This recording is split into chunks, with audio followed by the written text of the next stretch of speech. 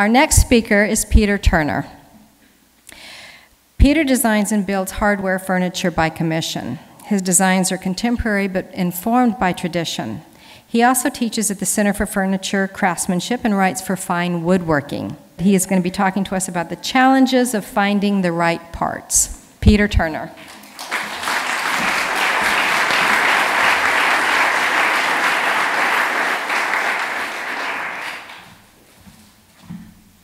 Hi everyone, I'm Peter. So back in February of 2009, an article I wrote about building a blanket chest was in Fine Woodworking magazine. After heavy photoshopping and numerous subscriber surveys, we ended up on the cover. They rearranged the windows and covered a wall of shelves with digital planks. I chose to use brass butt hinges and a rope lid stay. Both are traditional choices for a chest like this, and I wanted to learn to splice the eyes.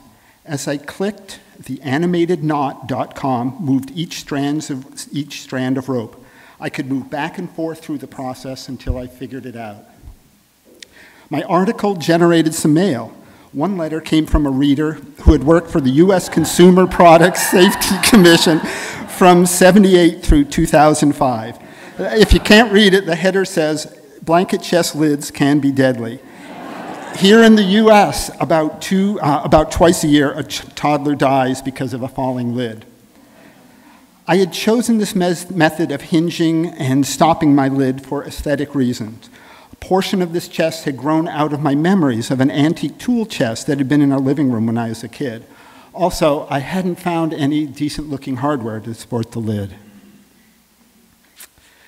So, over this past year, writing was more in demand for me than making furniture.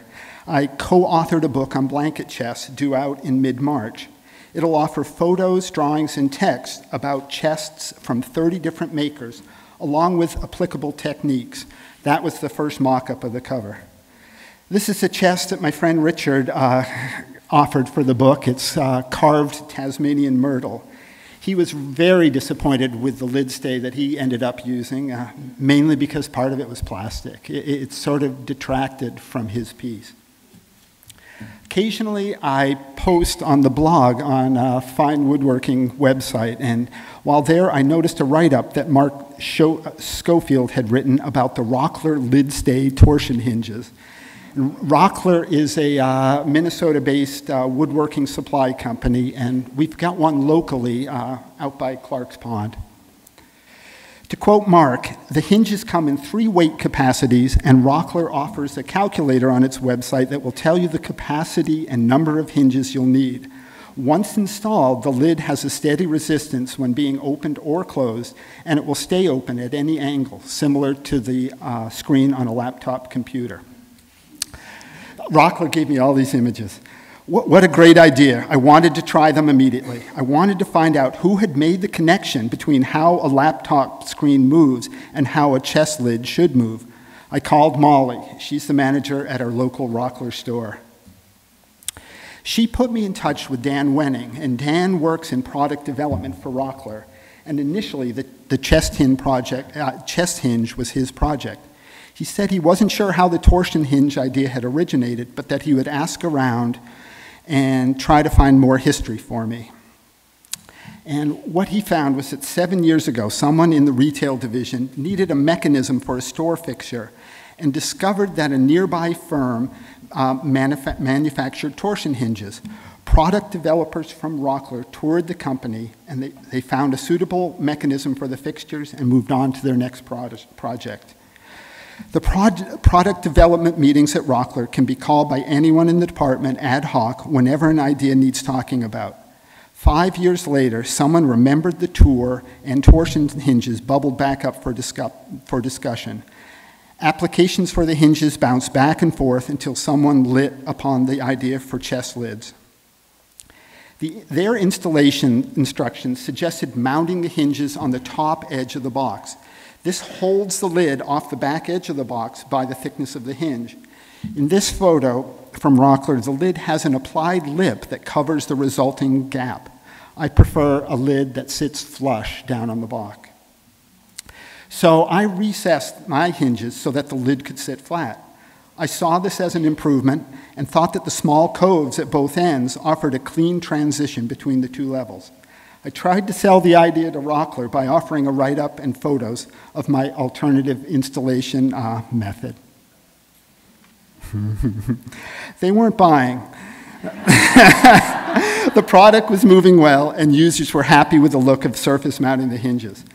I had photographed as I installed, so I added some captions, then offered the technique to the Australian Wood Review magazine, and they picked it up. Uh-oh. This is my first chance to use these hinges. They're offered in 30, 40, and 60 inch-pound capacities.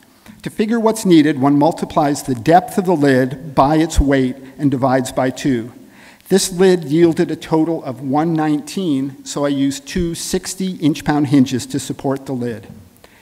It's 60 inches long to match the width of a queen-size bed. Its popular box, originally built as a prop for technique photos for the book, gave me the opportunity to try milk paint. I used braided hemp cord for the woven seat, and the hinges are right at home. The fine woodworking article also resulted in a commission for a similar chest in cherry. My clients liked the features and looks of the new hinges and chose them for their chest. It was a pleasure to be able to offer safe and good-looking hardware that actually added to the chest. The seed for these hinges was planted when someone spotted a previously unrecognized correlation. Realizations come in when we keep ourselves open. Openness here is a state that fosters a broad and inclusive outlook that encourages connections. These hinges are my reminder of one way that good ideas happen. What's next? I've proposed a book about benches and stools, and I've brought along one of the hinges, so if you'd like a look, I'll be back by the bar at the end of the night. I have to thank everyone who volunteered tonight, and thank you for listening. Good night.